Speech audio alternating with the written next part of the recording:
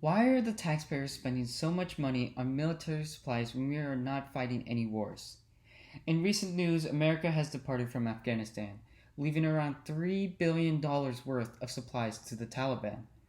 The departure of America from Afghanistan was a complete mess and a disgrace, which resulted in the Taliban becoming one of the most supplied militarist forces in the world.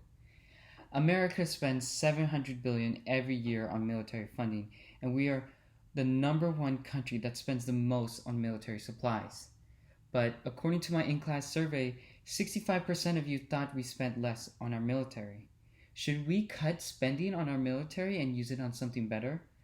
45% of the class believes that we should slash military funding and use it on something better. I'm here to persuade you to support the movement of slashing our spending and use it on something better that will help our society. Let's begin why 45% of you believe we should spend 700 billion on military funding. 700 billion is used on every area of our military, including our Navy, Air Force, Marines, Coast Guard, and the Army. Operation and maintenance cost 279 billion in 2020. The second largest category, military personnel, supports the pay and retirement benefits for service members and cost 161 billion in 2020. Procurement of weapons and systems cost 139 in 2020, and nearly 100 billion was spent on research and development of weapons and equipment.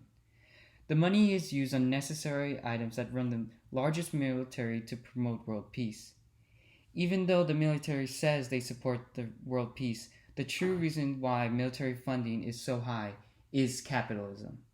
Capitalism is the reason why military funding is so high, because of the military contracts pay a heavy price and allow private companies to earn money.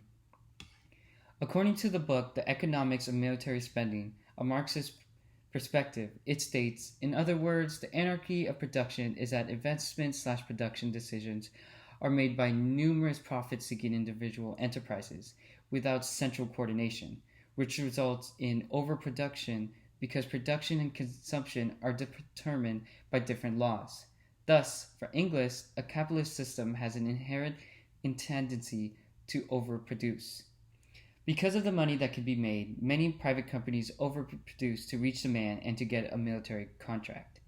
This causes a surplus of weapons that try to be sold to the military that requires more money from the taxpayer. The military spending in 2020 was $700 billion and was the result of companies just trying to sell their overproduced weapons. Why are we spending so much money on preparation for war when we just got out of the war that is considered to be the longest war in the US? Let's finally explain the situation in Afghanistan and the disgraceful departure of America. Military spending helped create the rise of the Taliban with $3 billion worth of our military supplies. The Washington Post newspaper wrote, departure from Afghanistan and Vietnam are not the same, but they raise the same haunting question. And it states, what were we fighting for? After 20 years, who really knows? It was never our mission or our job to create a country or establish a democracy. We couldn't unravel at the factions or cultural differences, but eradicating the terrorists was a big part of it, and on that score, we clearly failed.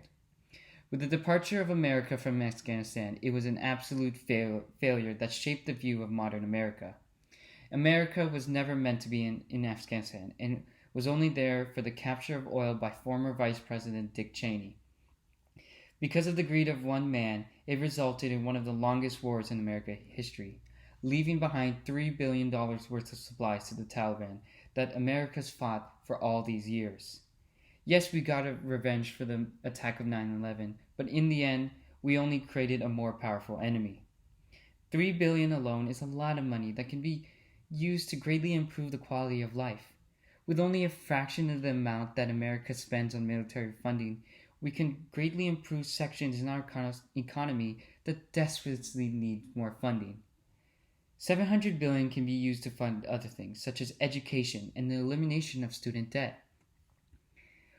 With a slash of military funding, we can use the money on student debt and relieve many American students, allowing them to start a life without debt looming on them. Why should Americans pay for college when as taxpayers we are paying to promote violence and to create a powerful terrorist in our absence. In conclusion, many believe that it's reasonable to spend 700 billion on military supplies. However, we should use the taxpayer dollars on things that will help our quality of life. Military spending should be spent on education to create a better life for our generations.